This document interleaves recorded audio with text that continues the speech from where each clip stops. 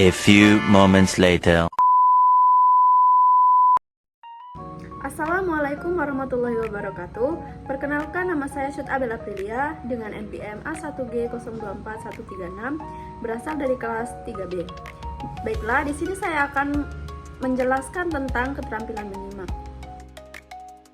Menyimak bukan sekedar mendengarkan bunyi bahasa, tetapi juga merupakan suatu proses komunikasi yang aktif, kritis, dan penuh makna. Menurut Tarigan, menyimak meliputi kegiatan memahami bunyi bahasa, mengidentifikasi kata dan kalimat, menafsirkan isi pesan, mengevaluasi kebenaran, serta relevansinya, dan memberikan reaksi atau tanggapan terhadap makna yang terkandung dalam wacana lisan. Dengan kata lain, menyimak adalah keterampilan berbahasa yang menuntut perhatian penuh, konsentrasi, serta kemampuan berpikir kritis agar seseorang tidak hanya menerima informasi secara pasif, tetapi juga mampu memahami, menilai, dan meresponnya sesuai dengan konteks. Jadi, menyimak bisa dipahami sebagai proses mental dan bahasa yang aktif, yang berperan penting dalam pembelajaran, interaksi sosial, maupun kehidupan sehari-hari. Baiklah, yang kedua yaitu strategi khusus dalam menyimak. Nah, supaya kita bisa menyimak dengan lebih efektif, ada beberapa strategi khusus yang bisa kita gunakan. Yang pertama yaitu membuat catatan penting. Jadi, sambil mendengarkan, kita tangkap poin-poin utama dan menulisnya. Ini penting, terutama kalau kita menyimak pembelajaran atau ceramah yang panjang. Yang kedua, fokus pada ide pokok, bukan hanya detail kecil. Kadang kita terlalu sibuk mencatat hal-hal kecil padahal ide utamanya sudah kelewatan. Yang ketiga, hubungkan isi yang kita simak dengan pengetahuan sebelumnya. Ini membantu kita lebih cepat memahami dan mengingat apa yang disampaikan.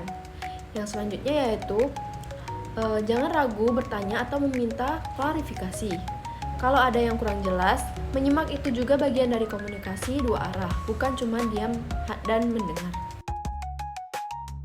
Yang selanjutnya yaitu konsep dalam keterampilan menyimak.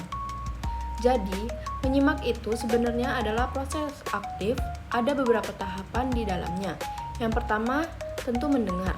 Tapi setelah mendengar, kita harus memahami isi pesan, kemudian menafsirkan maksudnya. Setelah itu, kita juga mengevaluasi, menilai apakah informasi itu logis, valid, atau relevan. Terakhir, kita menanggapi bisa lewat pertanyaan, pendapat, atau sekedar gestur seperti anggukan. Jadi, dari sini kita bisa lihat bahwa menyimak itu bukan kegiatan pasif, kita benar-benar perlu melibatkan perhatian dan berpikir kritis. Yang selanjutnya yaitu hal yang harus dihindari dalam menyimak. Ada beberapa hal. Yang pertama yaitu jangan menyela pembicara. Selain tidak sopan, ini juga bisa mengganggu alur komunikasi. Yang kedua, hindari gangguan. Jangan menyimak sambil main HP atau ngobrol dengan teman atau orang lain. Fokus kita jadi terbagi dan akhirnya tidak akan mendapat apa-apa. Yang ketiga, jangan terburu-buru menilai atau menyimpulkan. Sebelum pembicara selesai, bisa jadi apa yang kita pikirkan malah meleset karena belum lengkap informasinya.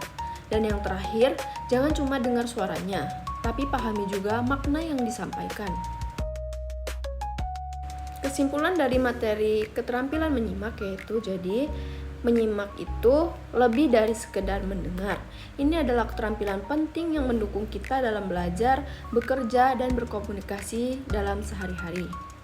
Mari kita mulai latih kemampuan menyimak agar lebih fokus dan lebih efektif.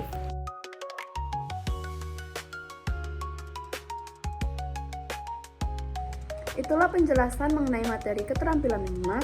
Semoga bermanfaat. Sekian, terima kasih. Wassalamualaikum warahmatullahi wabarakatuh.